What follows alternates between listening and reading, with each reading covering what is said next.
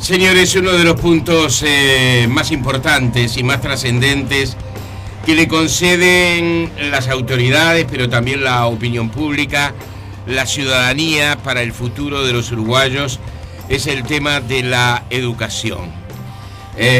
Un tema que, a pesar de la relevancia que se le da, el significado que ha tenido en la historia personal de los uruguayos y en la historia de país, de nación de los uruguayos, la educación se ha convertido, digamos, en un punto de conflicto y de incertidumbre si miramos hacia el futuro. Al asumir, el propio presidente José Mujica señalaba concretamente la importancia, la trascendencia que la educación tiene en la vida de los uruguayos. Lo ha hecho en más de una ocasión. Educación, educación, educación y otra vez educación. Los gobernantes deberíamos ser obligados todas las mañanas a llenar planas como en la escuela, escribiendo 100 veces, debo ocuparme de la educación. Porque allí se anticipa el rostro de la sociedad que vendrá. De la educación depende en buena parte de las potencialidades productivas de un país, pero también depende la futura aptitud de nuestra gente para la convivencia cotidiana. Y seguramente cualquiera de los aquí presentes podría seguir agregando argumentos sobre el carácter prioritario de la educación. Señores, sobre este tema, gente que sabe nos acompaña hoy. El orden es arbitrario en la presentación. Tenemos con nosotros a la profesora Graciela Bianchi, actual directora del Liceo Bauzá, cargo que desempeña desde el año 2007. ¿Qué tal, Graciela? Buen día. Buenos días, ¿qué tal? Gracias por venir.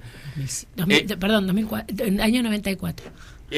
Año 94. Bien, por la corrección. Está con nosotros la profesora de Historia, egresada del Instituto de Profesores Artigas, militante de muchas causas que merecían precisamente esa militancia, que durante 10 años actuó además como consejera del CODICEN, muy notoria en su actividad, que además ha incluido e incluye los medios de comunicación en un intento de divulgar temas que fundamentalmente tienen que ver también con la educación.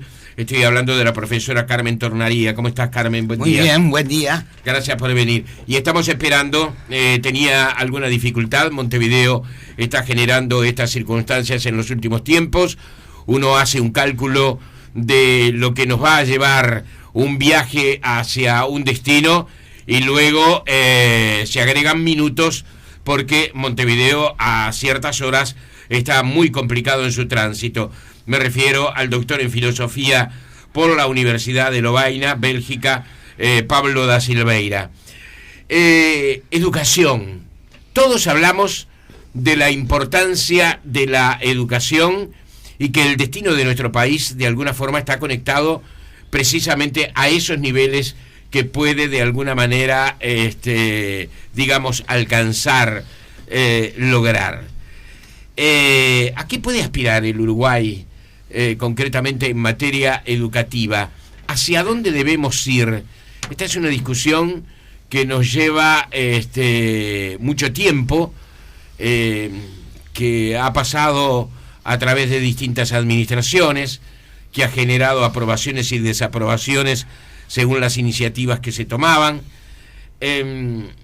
La educación parece más un problema que una solución para los uruguayos. Estamos dando la bienvenida también al doctor en filosofía Pablo da Silveira. ¿Qué tal, Pablo? ¿Cómo estás? Buen día. Buen día, ¿cómo están todos? Gracias por venir.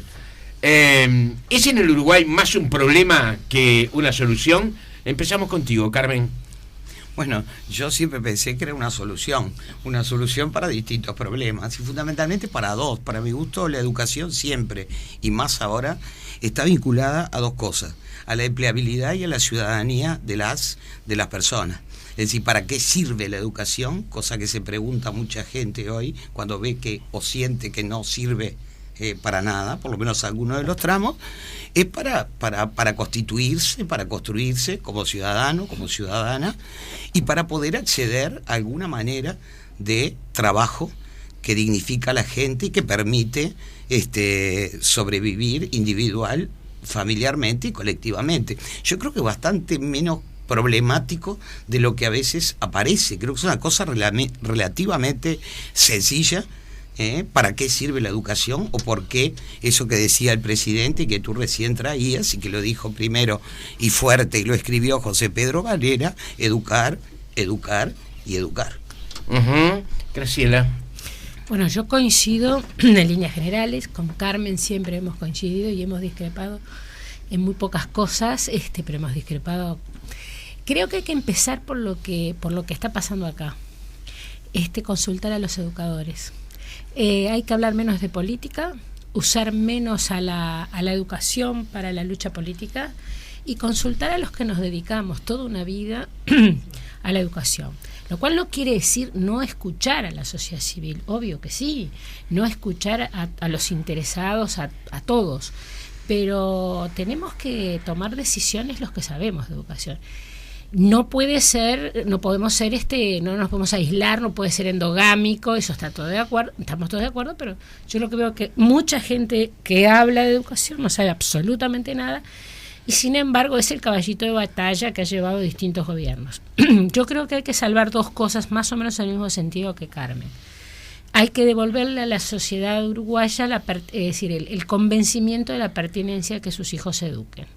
Y eso es, por supuesto, para ingresar al mercado laboral, siempre, se haga la universidad, no se haga, eso es independiente, pero no perder de vista la otra parte, la formación humanística, la conciencia crítica, en definitiva, hacia donde iba Carmen, hacia la ciudadanía.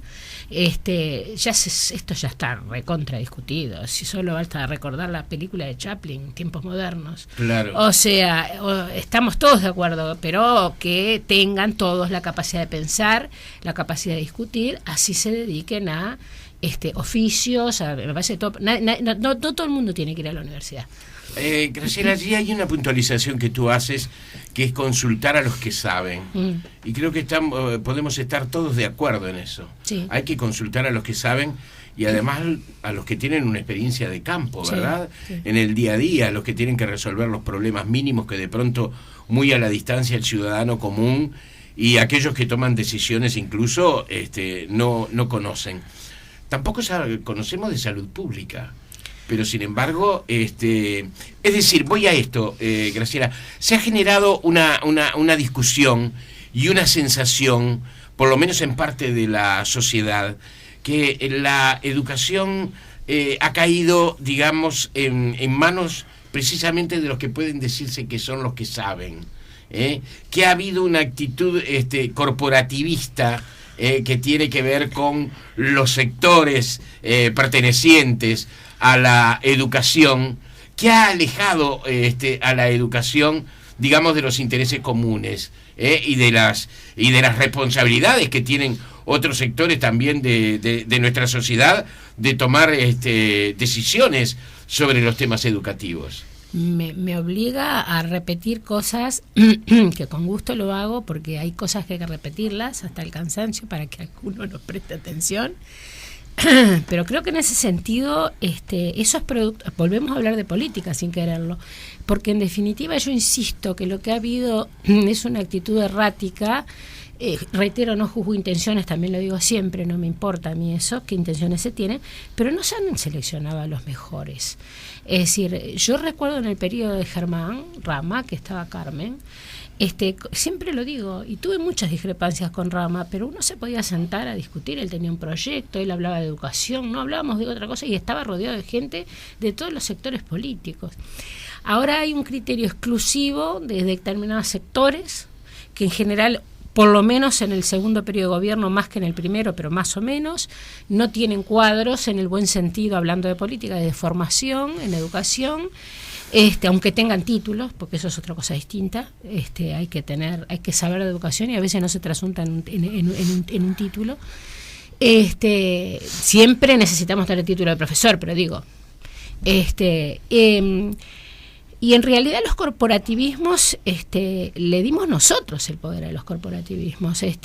Los mismos que hoy dicen que estamos haciendo las cosas mal en educación, y me refiero incluso al partido de gobierno, y sobre todo al partido de gobierno, fueron los que impulsaron la ley de educación. Punto número 1, donde están los corporativismos verdaderos, que son los sindicatos. Los docentes, si uno los lidera y les da posibilidades, yo creo que he demostrado en el Bauzá, y mis compañeros han demostrado que son capaces de cambiar, pero lo que pasa es que no, los que están en los consejos no representan a los docentes, representan a los sindicatos. Y esas son decisiones políticas, yo lo lamento. Por eso digo, me gustaría hablar más de educación, pero claro, nos traban de una manera impresionante. Jorge, hay una cosa que es esta. Yo entiendo lo que dice Graciela, y me parece que Graciela se refiere más bien que actúen los que saben, los que tienen experiencia. Se refiere a un nivel de la cosa, y es, bueno, contenidos, objetivos concretos, es decir, la parte técnica de la educación. A mí me parece que está sucediendo una tragedia, un drama en el país, y es que se rompió el contrato social existente entre la ciudadanía, entre la gente común, y la educación, que fue fuerte durante 100 años en este país.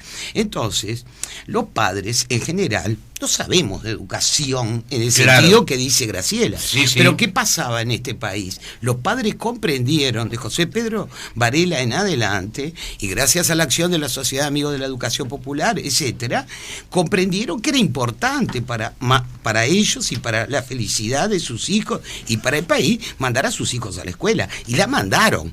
Los mandaron.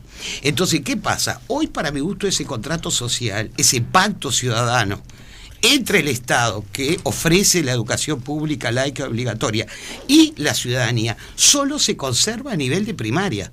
Los padres siguen mandando a sus hijos a la escuela porque entienden que la escuela sirve, más allá de lo que los técnicos opinemos de los defectos que pueda tener primaria. Pero los padres rompieron con la educación media. Ese contrato social hoy no existe entre los padres y la educación media.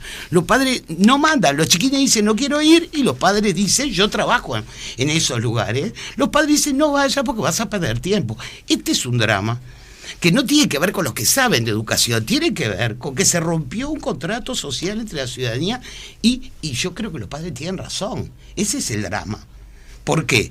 Porque si los profesores faltan, si los profesores están hablando de cosas, los que hablan, ¿no? O están tratando, los que van, los que cumplen, de cosas que nada tienen que ver con lo que la gente estima las necesidades fundamentales para la ciudadanía y para la empleabilidad.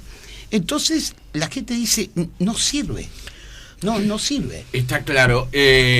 Pablo, escuchemos tus primeras impresiones a propósito de estos primeros pensamientos que hemos escuchado. Bueno, me parece que hay que hilar fino.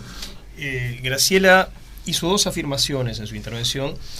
Con una yo estoy totalmente de acuerdo, con la otra estoy de acuerdo o en desacuerdo según cómo se interprete, y ahí lo que decía Carmen es muy pertinente. Graciela decía, hay que escuchar a los que saben. Por supuesto que hay que escuchar a los que saben, en cualquier orden de la vida hay que escuchar a los que saben. Pero también dijo, los técnicos tienen que tomar decisiones. Y me parece que ahí hay que distinguir dos grupos de decisiones. Uno es el tipo de decisión que Carmen mencionaba, que son las decisiones que caen dentro de lo que podemos llamar la órbita de la autonomía técnica de la gente que sabe de educación. Y ahí yo diría, no solo los que saben tienen que tomar decisiones, tienen que tomar muchas más decisiones de las que han tomado habitualmente, porque el sistema de planes y programas que aplicamos en Uruguay, que es un sistema que tiene, siendo generosos, medio siglo de atraso, convierte a los docentes en correas de transmisión de otra gente que en otro lugar decidió qué es lo que se iba a enseñar, en qué orden se va a enseñar, hasta con qué métodos, con qué bibliografía y demás. Y eso es rebajar el estatus profesional de los docentes, convertirlos. Es como si tú, Jorge, cada mañana llegaras aquí y encontraras una hoja en donde te dijera con intervalos de 10 o 15 minutos cada cosa que tenés que hacer y cada cosa que tenés que decir. Tu propia visión de tu propia profesión se desvalorizaría mucho. Sería una cosa muy poco interesante hacerlo de ese modo. Bueno, eso es lo que venimos haciendo con los docentes. Cuando uno mira los sistemas educativos exitosos en el mundo, hoy no funcionan en base a planes y programas, sino que funcionan en base a objetivos pedagógicos. Bueno, cuando el chico cumplió 10 años, tiene que haber incorporado los siguientes aprendizajes. ¿Cómo? ¿Cuáles son las mejores estrategias para hacerlo? ¿Cuáles son las que más se adaptan a esa población en particular, a estos alumnos en particular y no a otros? Esa es la esfera de decisión de los docentes, a quienes hay que ver como profesionales de la enseñanza. Entonces, en ese sentido yo diría, no solo tienen que tomar decisiones, tienen que tomar más decisiones de las que han tomado tradicionalmente. Ahora, otra cosa son las cuestiones de orientación política general, política no en el sentido partidario, sino en el sentido ciudadano, en el mejor sentido de la palabra política. Y esas decisiones no las tienen que tomar los expertos en educación. Esas decisiones las tienen que tomar los ciudadanos, sea directamente, sea a través de sus representantes. Tú ponías el ejemplo de la salud pública, y lo mismo se puede aplicar a cosas como la seguridad interior. Los expertos en seguridad interior son los policías. Pero si una sociedad va a tener pena de muerte o no, no es una decisión que tiene que tomar la policía, la tienen que tomar los ciudadanos. Bueno, decidir cómo vamos a organizar de manera general la educación, decidir tomar las grandes decisiones estratégicas. Por ejemplo, ¿vamos a concentrar los recursos en la enseñanza secundaria tradicional o vamos a apostar a potenciar la educación técnico-profesional? Esas no son decisiones técnicas, esas son decisiones políticas en el mejor sentido de la palabra. Y yo creo, efectivamente, lo decías tú hace un rato y yo comparto eso, que esas decisiones han sido secuestradas.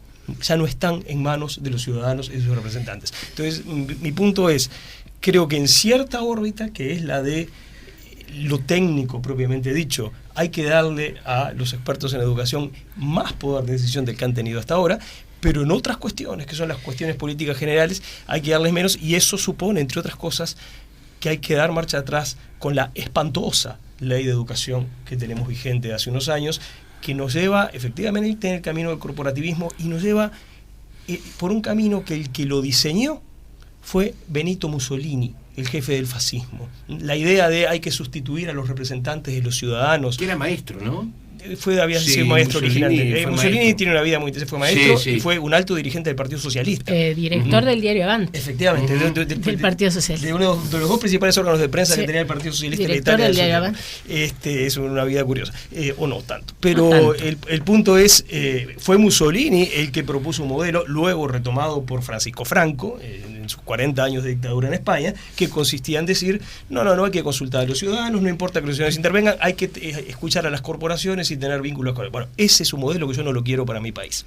¿Me permite? Sí, Graciela, sé que quieres hacer alguna puntualización. No, yo estoy totalmente de acuerdo y me costó mucho desde varios puntos de vista y asumo las consecuencias. Cuando yo renuncié, y en el primer reportaje que me hizo el semanario Búsqueda en agosto del 2010, cuando renuncié al cargo de confianza, que yo dije, cité a Mussolini, cité a Franco, cité a Perón, dije que había que tener en cuenta la obra de Alberto Orbés, La resistible ascensión de Arturo Huy, porque después que el monstruo se arma, funciona por sí mismo y se traga a los propios creadores que creen que tienen el poder para controlarlo. No, yo estoy de acuerdo con Pablo y estoy segura que estoy de acuerdo con... ¿Cuántos docentes habrán visto una representación de Arturo Huy? Claro, hace mucho que no lo hace el teatro uruguayo. Yo recuerdo antes de la dictadura, fue de las últimas obras que yo fui al Galpón, que era como un acto de militancia, ir al Galpón ya en aquel momento. Sí. Y bueno, y en definitiva estoy de acuerdo. Yo cuando me refiero a política, que no hay que hablar tanto de política, me refiero a la política en el sentido más bastardo de la palabra, o sea, la partidaria. El enfrentamiento, bastardo si se hace bastarda, ¿no? A los enfrentamientos de sectores, ya no hablemos de distintos partidos políticos, dentro de los propios partidos políticos. Esa es la política que está además trancando todo lo que tú decís. Y por cierto, lo que dice Pablo, pero yo estoy de acuerdo, vaya si tenemos que tomar más decisiones. Yo soy un ejemplo, entre comillas, de que me largué por las mías, pero ¿cuál es el tema? Pero ¿cuál es el problema? Ese tampoco es el camino. Porque además estás atado inevitablemente a decisiones del Poder Central, inevitablemente, aunque el Poder Central no funcione mal, porque hay un límite, no porque me arriesgue, porque eso no me importa, es si yo sé cómo me tengo que mover en el Estado de Derecho, pero hay decisiones que yo no puedo tomar, en consecuencia, porque no designo yo, por ejemplo, a los docentes, ni todo el mundo habla de profesor cargo, y quisiera saber más de uno que si sabe lo que quiere decir profesor cargo, y todo lo que es necesario.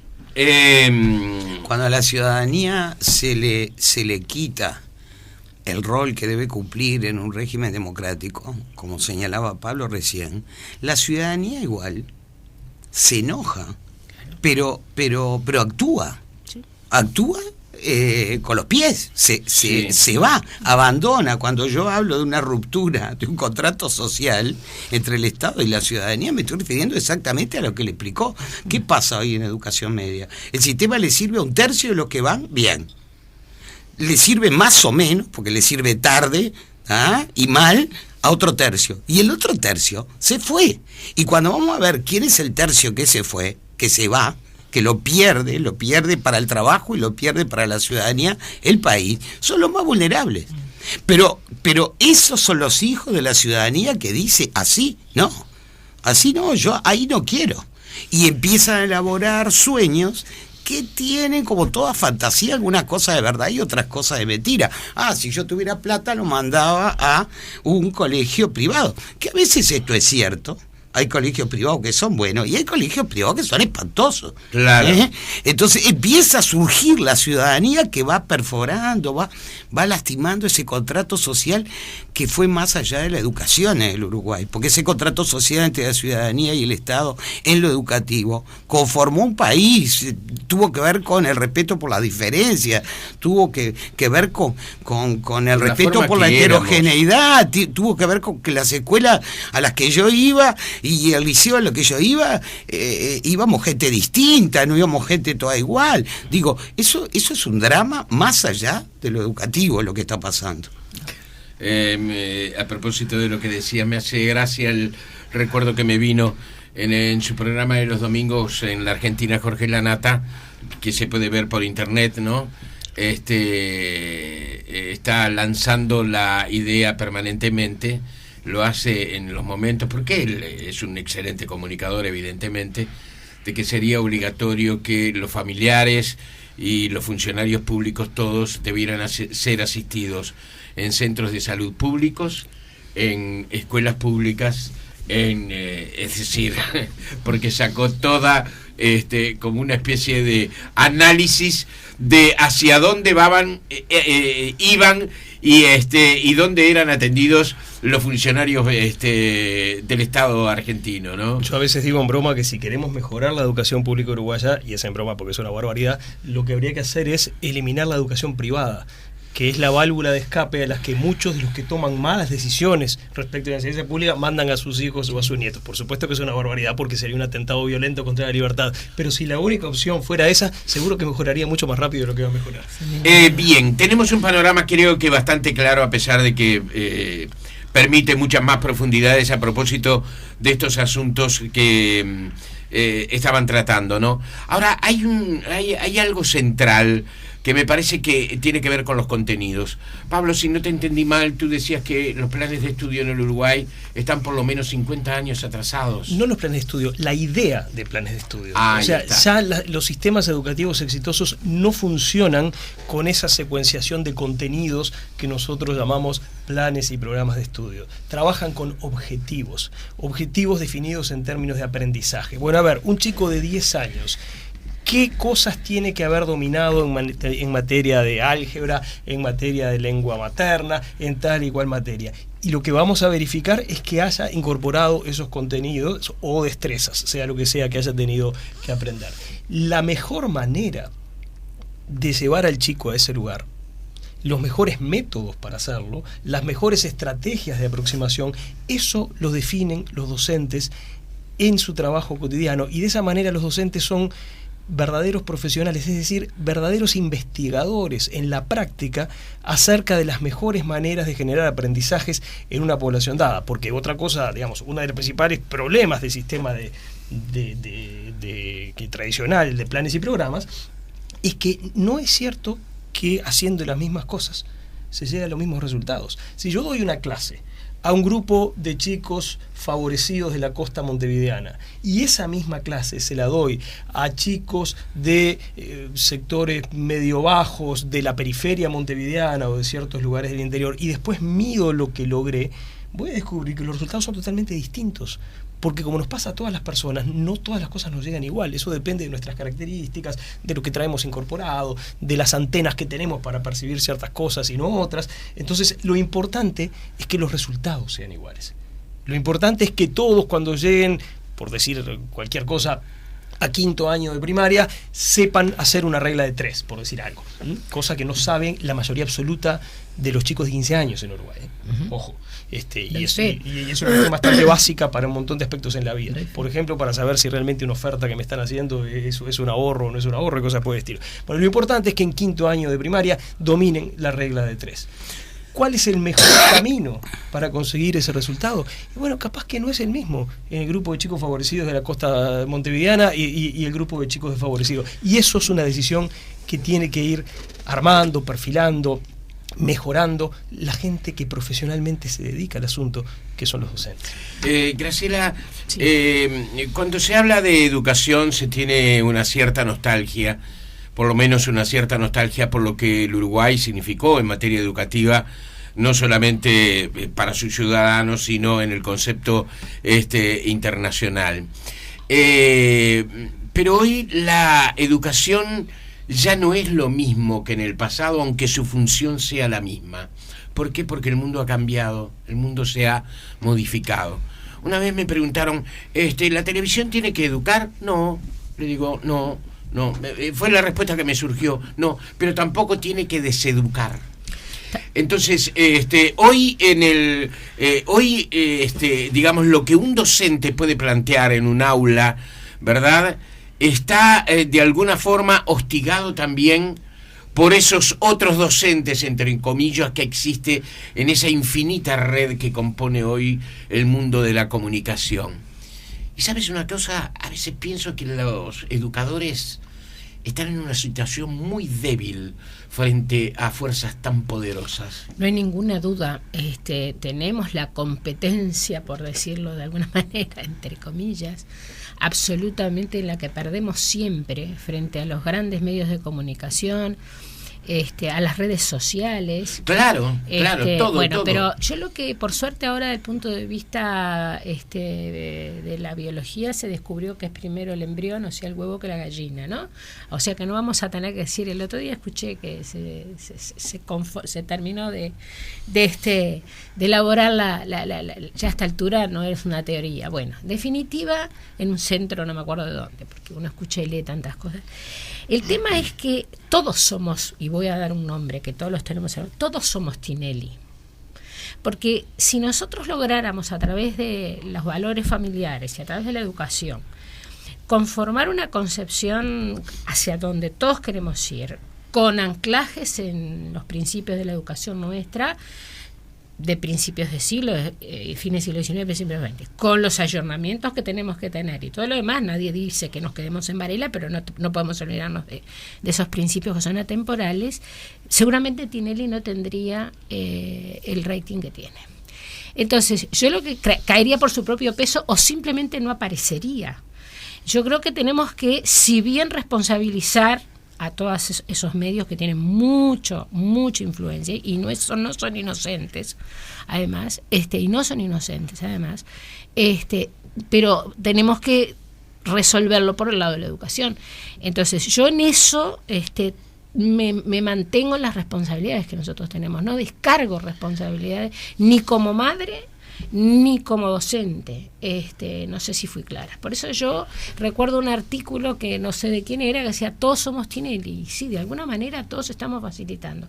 Basta, y yo en eso tengo discrepancia con Carmen, en cuanto a que la gente no va a secundaria porque entiende que secundaria no sirve.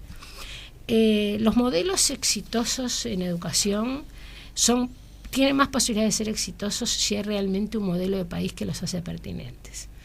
La gente percibe, aunque no lo sepa o no lo pueda elaborar científicamente, que no se están generando puestos de trabajo que valgan la pena para el esfuerzo educativo de mayor nivel. Y eso se desprende de la realidad. Yo tuve que comentar una conferencia del economista de Claudio Zappelli, y mostró que el Uruguay es el país de América Latina, tiene una línea horizontal en la gráfica, que tiene como las dos variables, años de escolarización, remuneración. Estamos por debajo de todos los países de América Latina. El PIT-CNT el otro día dio a conocer cifras que son del PIT-CNT, pero son absolutamente confiables porque salió del Instituto Cuesta de Duarte, que el 40% de los trabajadores uruguayos ganan menos de 10.000 pesos. Entonces, si bien la macroeconomía funciona, la microeconomía está a años luz, y en consecuencia la gente percibe, porque yo lo veo en mis estudiantes, que sí, que este sistema capitalista financiero en este momento está generando muy pocos, muy buenos trabajos. Y para el resto da lo mismo, que tenga preparatorios, que no lo tenga. Y hay otra cosa, el trabajo juvenil. Porque la macroeconomía, también esas son cifras oficiales del Ministerio de Trabajo, es impresionante el porcentaje, yo lo veo en el liceo, en la edad en que tendrían que estar estudiando, están trabajando porque se necesita para el sostén del hogar. Y el 90% en informalismo. En consecuencia, vamos a aterrizar realmente en el Uruguay en el que estamos. Y le pedimos a la educación todo. No, muchachos, perdón, la educación tiene que dar lo que le corresponde, pero el mundo no se resuelve solo con la educación. Bien, Pablo está pidiendo la palabra, también Carmen. Tenemos que hacer una pausa. Hacemos una pausa y en unos minutos empezamos con ustedes aquí en la mañana de Tiempo Presente.